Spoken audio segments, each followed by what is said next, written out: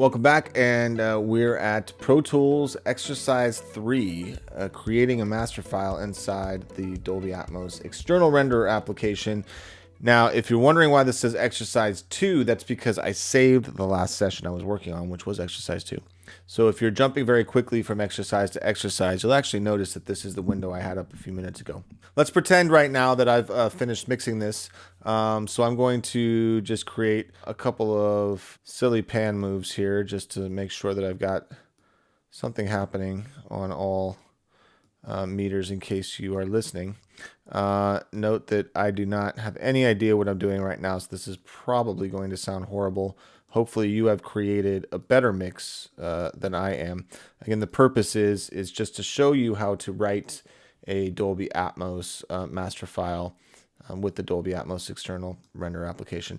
Now, if you've been working internally inside Pro Tools, you know that very quickly you could just go to File, Bounce Mix, and it would bounce the mix using the internal renderer.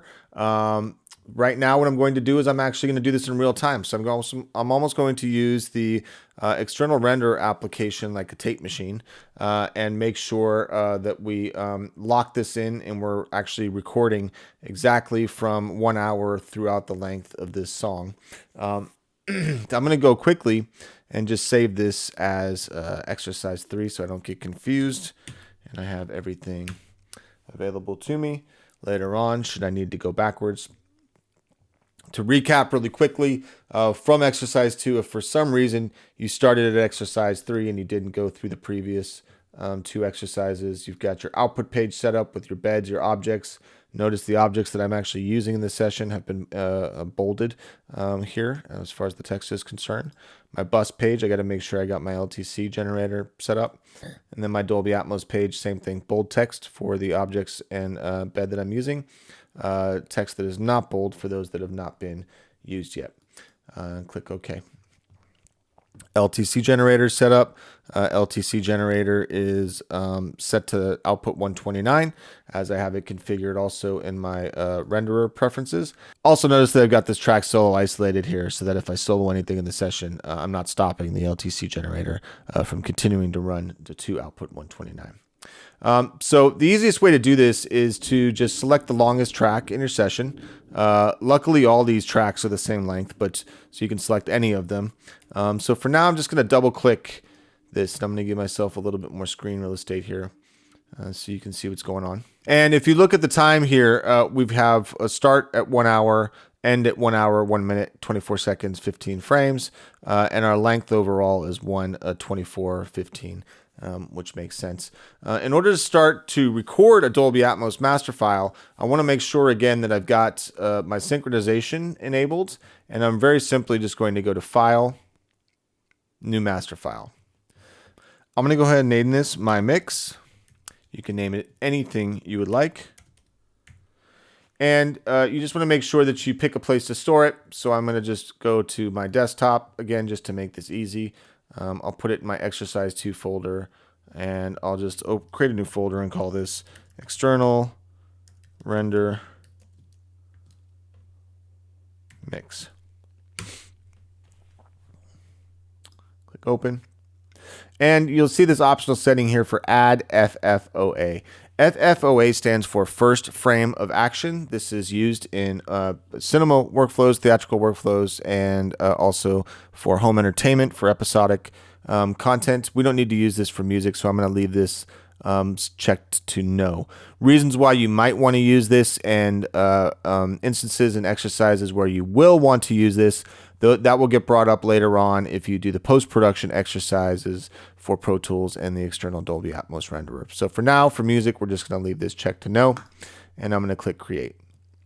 So when I click Create, what's going to happen is similar to something in exercise 2. If you remember, I opened a master file inside the renderer.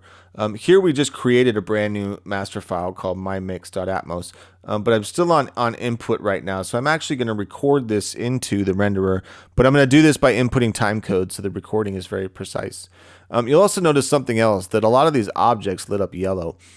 These objects lit up yellow because they are still mapped inside Pro Tools to the renderer, but they're actually not being utilized in my mix. If you notice over here, I've got only objects 27, 28, right? So I'm not even using object 22, and I'm not using 29 all the way up to 128. The reason why this is important to understand is because if I were to go in and record this file right now, I would actually record 128 tracks of audio, even though I'm only using this many tracks inside Pro Tools. So what you can do is you can use something called the Dolby Atmos binaural settings plugin. We can use this on the same track as LTC Gen here. So I go to Plugin, Sound Field, Dolby Atmos binaural settings plugin.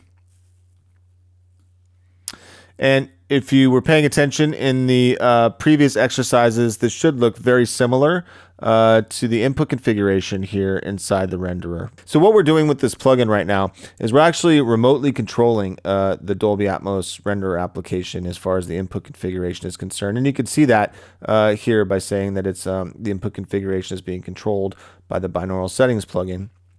This makes it very convenient to be able to adjust binaural settings, which are covered later on in the learning.dolby.com site, and being able to switch between, utilizing different objects.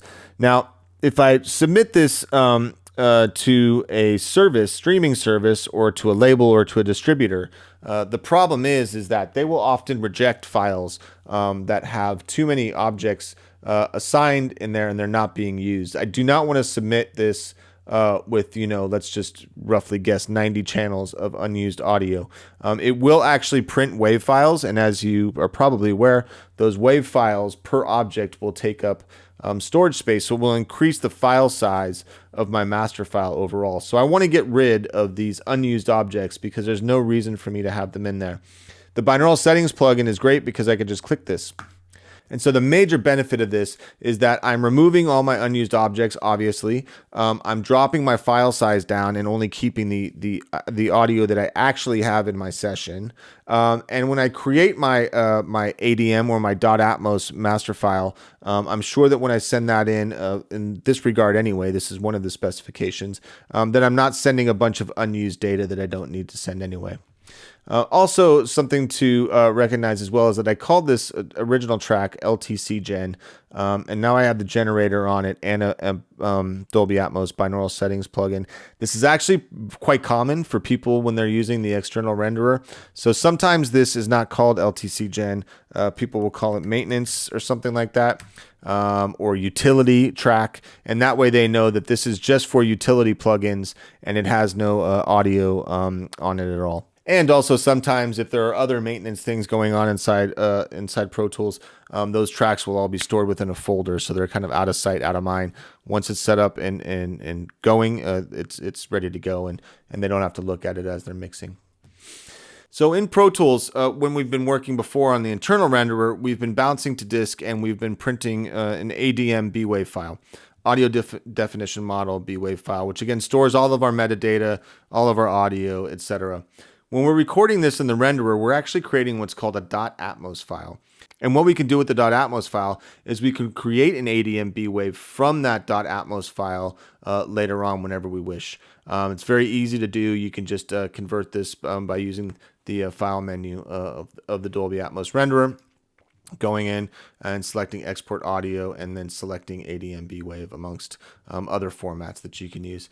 Now, the .atmos file is a master file format, and the benefit of having a .atmos file is that there are certain things that you can change inside the .atmos file, some metadata and parameters beyond what you can do with an ADM. When you create an ADM file, that file is locked. That is your master, and you cannot change any aspects of that ADM B-Wave file. In a .atmos file, there are certain parameters you can change. Again, those are covered in the curriculum, so I'd invite you to look those up if you're curious what you can change in the .atmos file. You can also do things like punch in and stuff like that, which we're not going to get into in these exercises.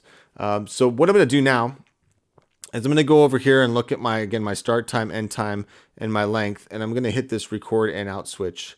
And very simply what I'm going to do is just select my in right here, and I'm going to say that I'm starting at 1 hour. And I'm only going to record 30 seconds of this. So we don't have to sit here and watch the whole thing. Now, of course, it's not the complete track. That's not the point. It's just to show you how to do this and what will happen after. So got my mymix2.atmos, got my in point at 1 hour, my out point at 1 hour 30. I'm going to put it in record there, park the transport a few seconds ahead of time, at least 5 seconds ahead of time. And then I'm going to roll Pro Tools. And we'll see it drop into record and record the master file for 30 seconds.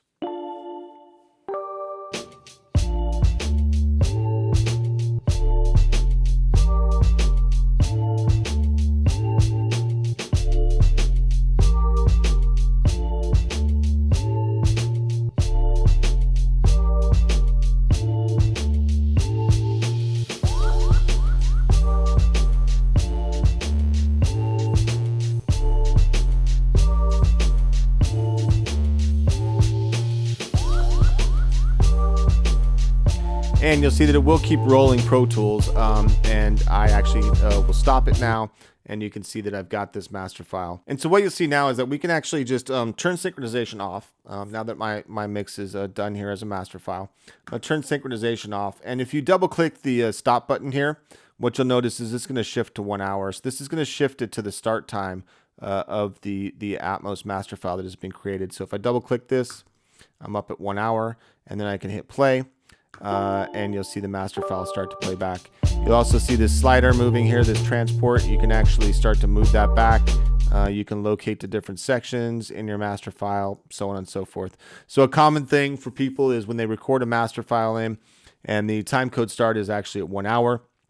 Once that has been recorded, they hit play and they don't hear anything. That's because there's no audio from 0 all the way up to 1 hour. So double clicking gets you right back to the start of that master file, and you're good to go.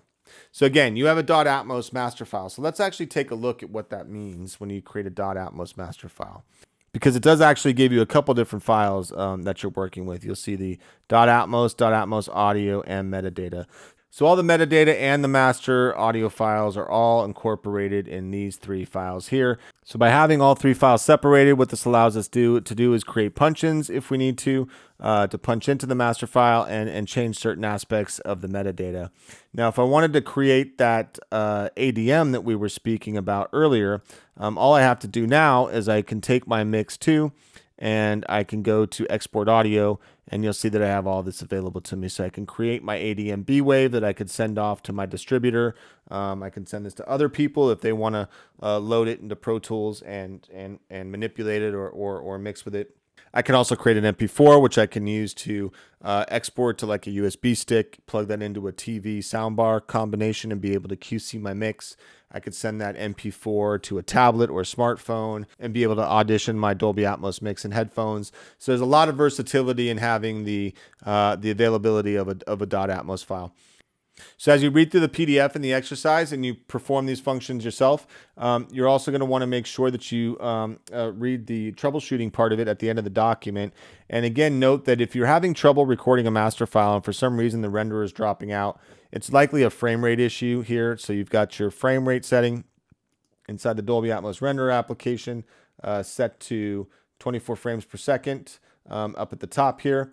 And you got to make sure that you have your setup session inside Pro Tools also set to the same frame rate. It's very common for those to be misaligned, and when they are, the renderer will drop out and not function as expected. Last thing to note is that if you're happy recording into the Dolby Atmos Render external application like this, fantastic. Also with a connected renderer, much like you can do with the internal renderer inside Pro Tools, you can also bounce inside Pro Tools with a connected renderer. So let me show you this. You go to File, Bounce Mix. You're going to select a Dolby Atmos file to create. And what you're going to see down here is apply program level metadata from connected renderer. Okay, you want to make sure that it's not factory default. You want to make sure that it's not a previous ADM file. Otherwise, it will pull the incorrect metadata and your mix will not sound how you want it to.